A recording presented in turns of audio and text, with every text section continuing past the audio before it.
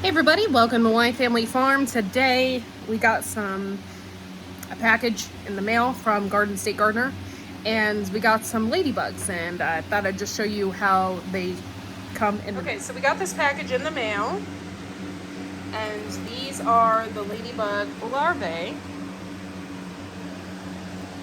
Actually, some of them are ladybugs, so cool. They're alive. And then we got some praying mantis egg sacs. Each egg pod contains 50 to 200 babies, and we got 2. And that's what a pod looks like. Which I've never seen this before. It's kind of super cool. Gives you directions and stuff like that on how to do all this. And it has a catalog in here. So if you want to buy more, you can. Which is pretty cool. But yeah, my bugs are alive. So I can't wait to get those out into the garden. Thank you so much, Joe, Garden State Gardener, for sending these to us. And never had this before. And it'll be pretty cool. Thank you so much. Okay, everybody, I got my ladybugs. I had to get this nectar started. Spray the nectar and put the ladybugs down in it so that they can reproduce. And so let's go ahead and we'll get started. Okay, so I have my little nifty garden sprayer here, and I sprayed this with the nectar, and I tried to shake them out of the package, but it didn't quite work. But you can see I have some on my thyme here.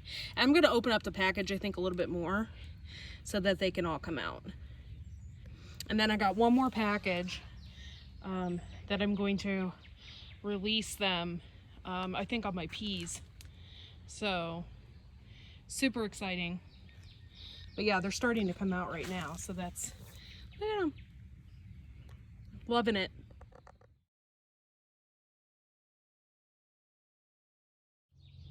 Okay, you guys, so there were like a ton of bugs in these ladybugs. So I just kind of set the thing out so that they can come out on their own.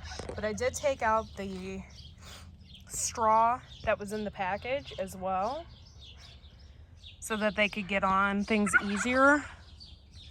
And then I sprayed this nectar everywhere. I put it all over my peas. So I got 2 bags in the peas, but I have some in the herb bed over here and some over here in my rhubarb bed too. So I just kind of put them everywhere. But they're super cool. I'm excited to see what they do. Hope I get more to come back next year. And thank you so much, Garden State Gardener, for sending me these lovely ladybugs. Okay, so we are at day number 2, and yesterday I did my ladybugs, and then today I went out, I picked some weeds, and then I noticed that I had ladybugs still, and I was super excited about that. So let's go ahead and we will do a quick garden tour. I'm super excited. I've got some roses on my rose bush. You can see there. I cannot wait. They haven't bloomed yet, but they will be bloomed here before too long. Everything in the beds are doing good. Everything's green and is growing. My hollyhock is getting ready to bloom. Really excited to see it. This will be the first year for it. The other day I already chopped some of my herbs down, and then it rained and they grew back up. And look at all this chamomile that I have to pick. Lovage is doing good, and thyme, I gotta cut all this back. And then over here I cut the tops off my basil, and then it did it like it's just grown up again. It's like insane. And my lemon balm and my oregano. And then I'm sure I'll regret this, but I planted pineapple mint in there. We're getting a ton of strawberries, and I don't have any to show you because we've ate them. There's a little bit here and there, but we're eating them pretty much as they come on. I plant flowers at the end of my beds every year, and so the flowers I have at the end of this bed, they're doing great. And I almost have a marigold here that is ready to bloom. I have some nasturtium over here as well. And look at this. I have a couple of ladybugs on there, so I'm really excited about that. I went down through this aisle. This is where I actually started today. And I picked all the weeds, I cut all my onion tops, and I had to tie back my peas because they're spreading out too much and they're cutting off the sunlight to my onions. So I came down through here and just I used some of this green wire stuff and just kind of tied them back loosely. And picked a lot of the weeds. And I'll give you a prime example of what they're doing because I didn't quite finish just yet. But see, you can see here they're just like coming out this way, and I need to tie them back so that they don't choke off any of my onions. Zucchini, we got a lot of flowers, just not the actual zucchini yet, but I'm sure we will get some. This is just a normal zucchini. It's called the Black Beauty. Down here, I do have one of my marigolds that I started. It is bloomed. My celery is doing really good. My husband thought it'd be a good idea. We had like 4 of these, I don't know, Blue Beach tomatoes. And he planted them at the end of this row. So we're probably going to get a ton of tomatoes this year, even after the raccoon fiasco. Here is some more. These are sun golds, so these are cherry tomatoes, so these are going to get really big in through here. The carrots on this side aren't doing very good. I don't know why. But these are the carrots over here that we transplanted, and I'll walk over there and I'll show you really quick. I planted so many packets of carrots, it was ridiculous. Because I didn't think I was going to get any, and I was really worried about that. But these I had already started, and then these were transplanted. My husband did these, and I'm really anxious to see these because you can see the base in that one is probably going to be really fat. So I'm excited about that. And then we have my celery. We had some celery that didn't make it, but we planted a lot, so hopefully we'll get a lot to go in with our tomatoes. I planted some sunflowers and some marigolds, and then this is horseradish here. These are the corn that we also had dug up by the raccoon. And they're still, it's still going. So this is I think our second year attempting to grow corn.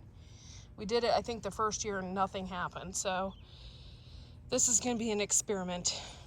And we have more peppers, and we planted a row of sunflowers. Sarah from the Big Blue House Homestead sent me a whole sandwich bag full of sunflowers and for our seed exchange that we did in October. And we planted a ton of those down through the back row. So this back row is just going to have nothing but sunflowers. And I have some volunteer chamomile right there. Look at that. That's kind of cool. But yeah, so, and then I planted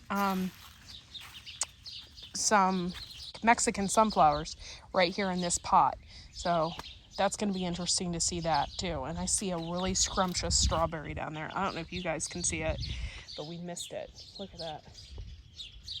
That looks really good. And my zinnias are growing. And they're just so really, really, really pretty this year. So hopefully we'll get some zinnias there. Valerian root. Need I say more? Probably 6'6". Yeah, it's probably about 6 foot tall. It smells amazing. It really does smell amazing. Yeah, it's just huge.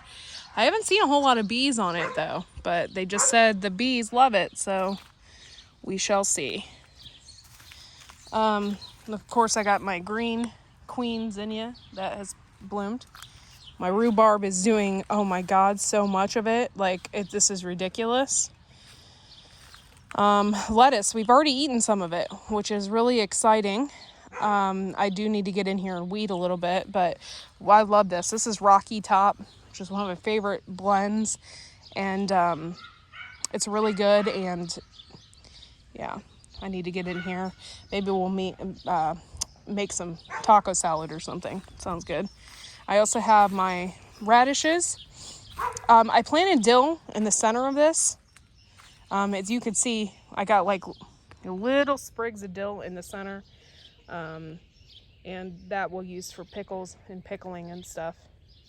I had a volunteer nasturtium, and it is really, really big. This is from last year. It just kind of popped up on its own.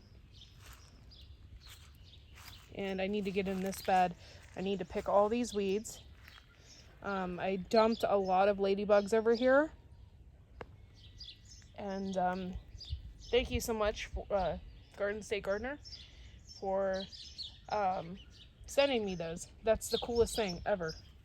I didn't think it would work, and I've got ladybugs literally all over the garden. Like, they flew everywhere, which is cool. This is dinosaur kale and mustard greens, and it's doing really good. I didn't kill the mint. I thought I did, but I didn't. And it came back. I did pull out some weeds, and actually I have some raspberry bush in there that I need to pull out, but I can't do it barehandedly because it has thorns all over it, so I have to get some gloves on.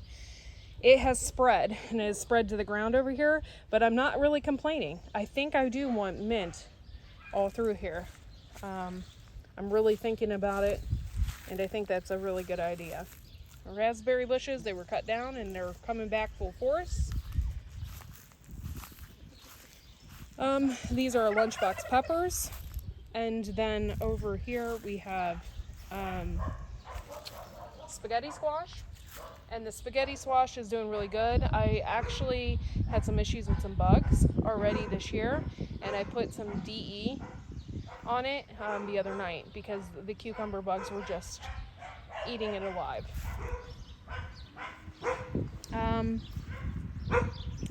Yeah, this is like cucumber lane. These, oh my gosh, this is funny. This is bushel gourd, and this is a birdhouse gourd. We were talking about it. My husband said if we actually get bushel gourds on this thing, we're going to have to really, really support this thing with something, because those things get really big. So that's going to be interesting when everything is at full force through here. Planted nasturtium here, and there. The bugs hate it, and I planted some over there as well.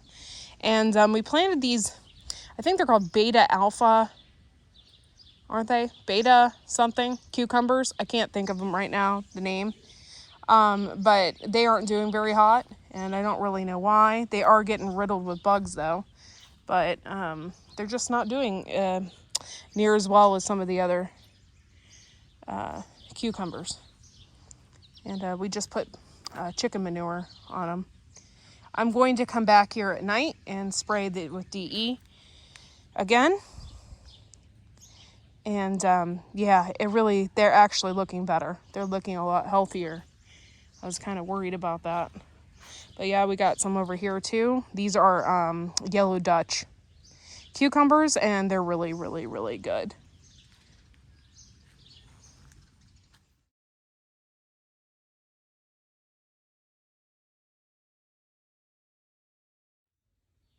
Okay, so I'm having these cast irons here, and I must really suck at cooking in these things because I really had to clean them, and I cleaned them off really good. And I got ghee here, so I'm adding some ghee.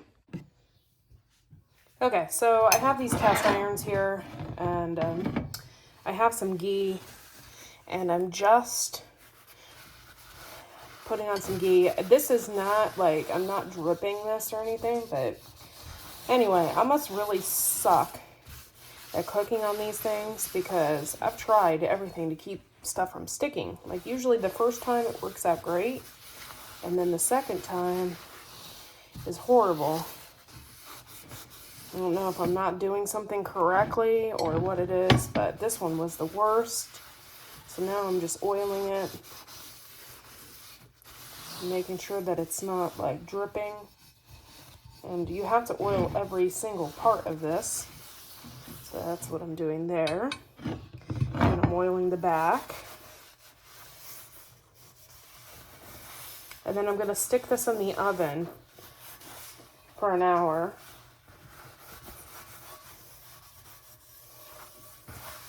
I have it at 400. They said you could do 350 or 400, whatever. I have it at 400.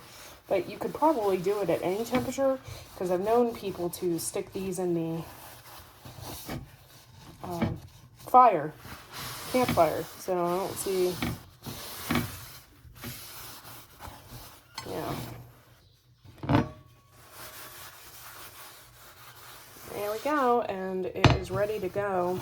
I'm going to go ahead and put this one in the oven.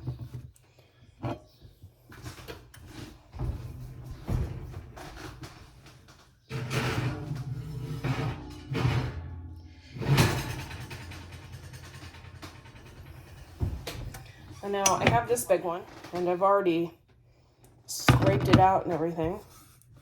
So I'm going to go ahead and put some ghee in there too. And clean this up. And put this one in the oven. I'm just using a paper towel, working this in there. I might need another paper towel.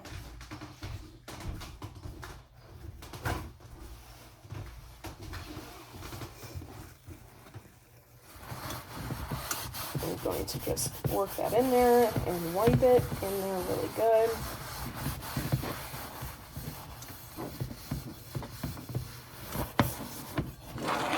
And make sure to get the handles and stuff. I just don't want them to rust. That's the only thing I worry about, really.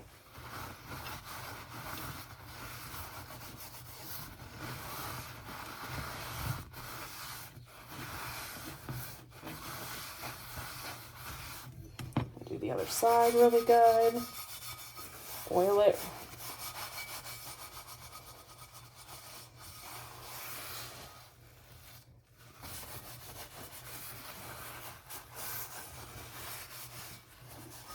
Make sure I get the handle.